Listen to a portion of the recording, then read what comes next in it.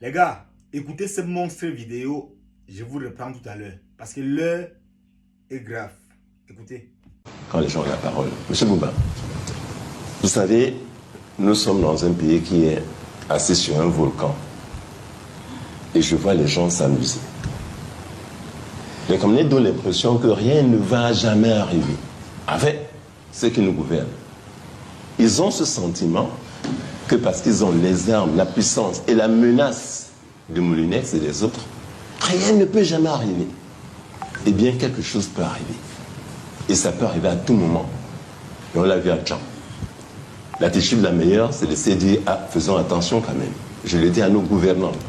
Je les connais pour la plupart. Il y en a qui ont été avec moi à l'école. Je leur ai dit, faites attention à ce peuple camerounais que vous croyez endormi. Les Camerounais sont les seuls en Afrique, pour vous savez, avec le C, avec les Algériens, qui ont pris les armes contre l'oppresseur. Ils se sont battus dans la forêt. C'est les mêmes Camerounais. Faites attention à ces Camerounais-là. Bouba, vous savez, moi j'ai été à l'élection présidentielle 2025. Je sors de la commission départementale de supervision des élections au tribunal de grande instance du Fundi. Moi j'y étais de l'intérieur. Alors ce que j'ai vu, c'était absolument incroyable. Ce que j'ai vu et l'administration en capacité de faire, c'est absolument incroyable. Vous avez vu quoi exactement? Vous allez lire, c'est sera rendu public, le rapport, le PV de cette commission départementale. Peut-être dès demain, quand vous le lirez, vous verrez ce que j'ai dit à l'intérieur. Mais je peux déjà le dire ici, Bouba.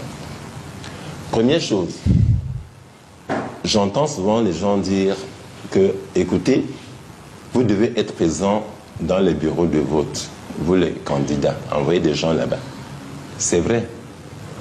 Mais ce que personne ne sait, ou ne dit pas, même ceux qui ont le code devant eux ne savent pas. Monsieur Naba, prenez ce matin ceci.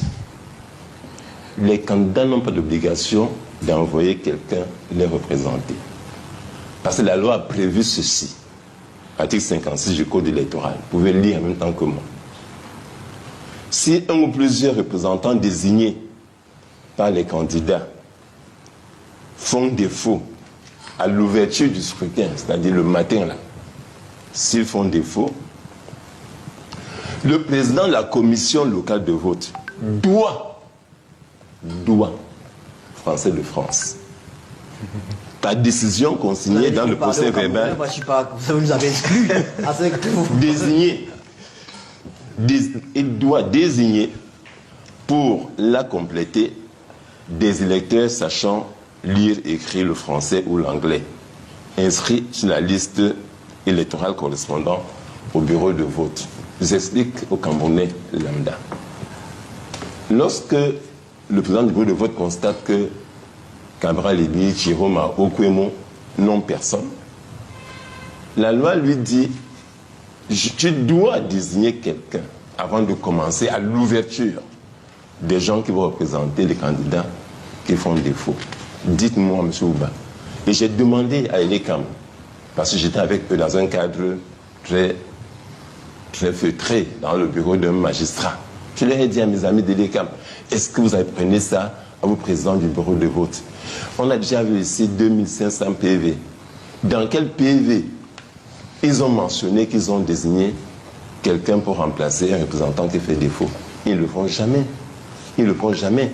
Et le texte se poursuit en disant, s'il y a une difficulté à désigner quelqu'un, le président du bureau de vote doit le mentionner dans le PV. Ce n'est mentionné dans aucun PV. Vous savez, Bouba, je dis ceci. On peut parler, on peut dire des choses comme ça, avec passion.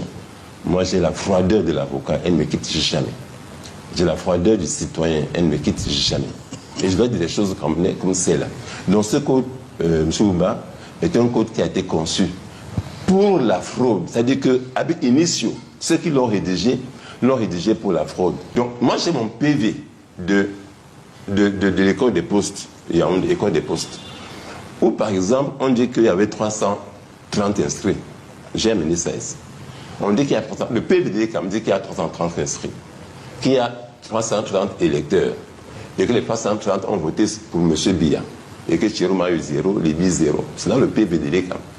J'ai dit au président de la commission, c'est impossible qu'à l'école des postes en Guayaquil, dans un bureau de vote, Jérôme a eu à Yaoundé 0 voix, Libye 0 voix. Ce qu'on va faire, apportons les fiches d'émargement pour qu'on puisse vérifier tout cela. Il me dit non, on n'apporte pas ça. Donc, dans cette commission, il n'y a pas de contestation des chiffres. On a Jouvence, groupe scolaire des sapins montés Jouvence. Et il y a eu, selon Elecam, 259 inscrits, 259 votants. Ça veut dire qu'il n'y avait pas de malades, il n'y avait pas de morts, il n'y avait pas de voyageurs. Tout le monde inscrit à voter. Bouba. Et Jérôme a eu 1 voix, Biya 256 voix, tous les autres 0 voix. Et quand je dis au président encore, c'est impossible. Comment on vérifie ça? Il me dit qu'il n'y a aucun moyen de contester ça. Et je peux vous dire, Bouba, c'est plein comme ça des bureaux où on créait monsieur. Et c'est pas que monsieur Biya gagne effectivement. Et ce que ce vous a dit, ces PV sont conçus comme ceci. Ils sont comme ça. Les gens signent cette première page et la dernière page. Ici au milieu, tous les feuillets chiffrés ne sont pas signés. Donc qu'est-ce qu'Elecam fait? Parce que les PV font 38 heures à l'antenne d'Elecam communale. Elecam prend les PV après le bureau de vote, s'en va à l'antenne communale et garde ça pendant 48 heures. Les autres ils sont y sont avec l'administration, donc ils ont le temps d'enlever simplement. C'est exactement ça. Et même vous voler, mes amis, même voler à un art. C'est grossier. Et vous, j'ai fini par là. On a prétendu que M. Biya a battu Jérôme à Yaoundé. Vous vous rendez compte? Tout le monde a vu à Yaoundé, c'était même perceptible. C'était la fête à Yaoundé. Jérôme a écrasé Biya partout. Mais ils ont apporté des PV délégués qui font foi, mais qui sont des mensonges. Et qui disent que M. Biya aurait battu Jérôme à Yaoundé. C'est ça le danger qui nous guette, mes chers frères, mes chers amis, c'est que, à force de tirer sur la corde des Camerounais, un matin, elle va venir par se rendre. Ce que nous vivons là, monsieur Bouba, aujourd'hui, c'est que on est en face d'un régime qui est en train de faire un véritable coup d'État. Je viens de lire, pendant que vous parliez, un propos de notre ami Tulle, et ce bureau de vote, je l'ai ici, il dit qu'elle a voté au collège Fleming, à Bimassi. Il était avec son fils. Ils ont voté pour Issa Chiroma. Et dans ce bureau de vote, M. Bouba, tu le dis que Chiroma a eu 0 voix et Biya 100%. Et j'ai ce PV ici. Donc, la loi dit que le Conseil proclame les résultats. Mais il proclame quels résultats? C'est ça la question politique de fond. Le Conseil doit proclamer les résultats et la volonté des Camerounais. Ce qui énerve les gens, c'est que les Camerounais ont le sentiment que ce que le Conseil va lire ne reflète pas du tout leur... Monsieur, j'ai dit ceci. En matière d'élection, seule la voix du peuple compte. Ce n'est pas la voix du Conseil. Le Conseil a le devoir, a la mission de nous proclamer, de manière solennelle, ce que nous, les Camerounais, nous avons décidé dans les urnes. Malheureusement, il se passera dans quelques jours, jeudi prochain. Je sais que ce sera jeudi. Le Conseil viendra lire quelque chose qui est absolument faux. Le Conseil viendra lire que M. Biya a battu Chiroma à Yaoundé. C'est faux.